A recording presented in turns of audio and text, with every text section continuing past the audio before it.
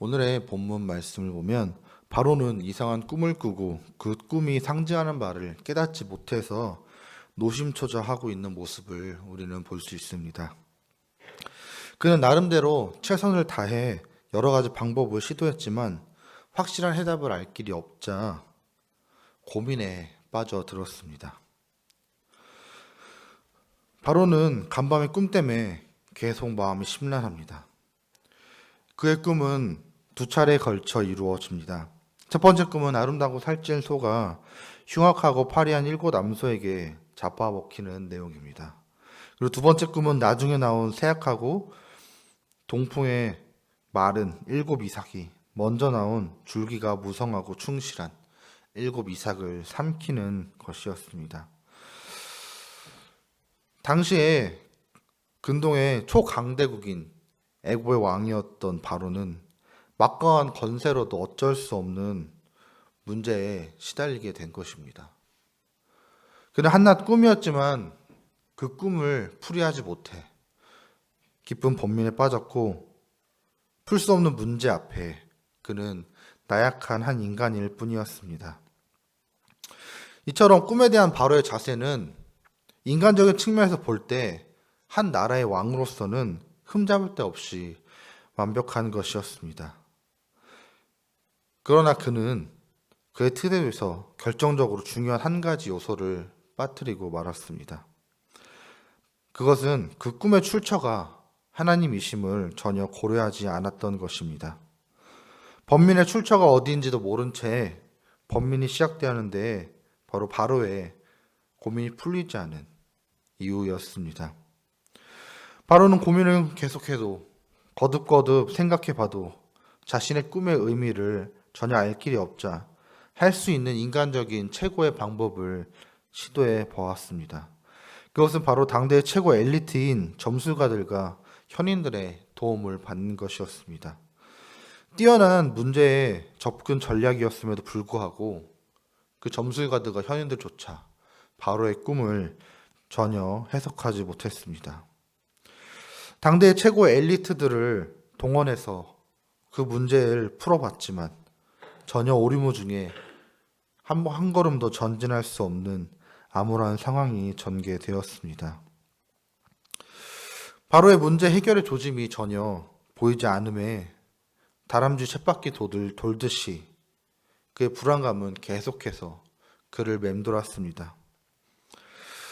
이것이 하나님의 방법을 도외시한 채 인간적인 해결책을 동원해서 자신의 문제를 풀려고 했던 사람들의 모습입니다.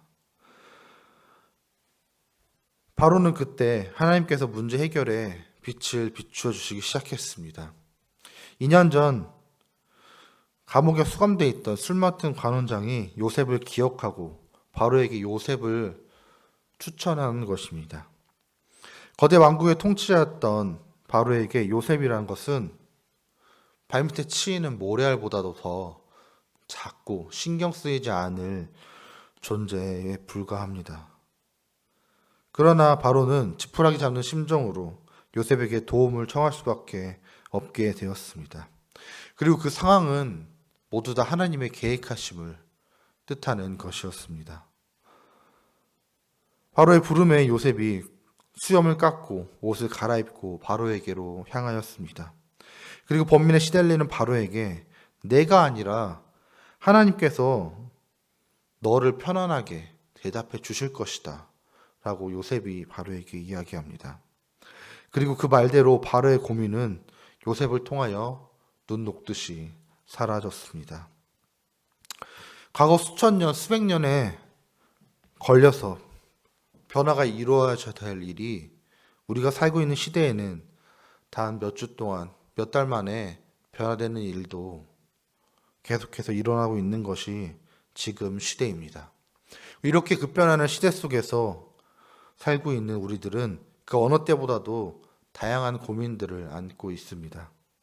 현대인의 각종 질병의 원인 중에 상당 부분이 스트레스이며 많은 사람들이 정신적인 문제를 가지고 있다는 것은 우리가 현대에는 물질적으로 풍요하나 정신적 육체적으로 그 고통에 따른다는 것을 알 수 있는 부분입니다.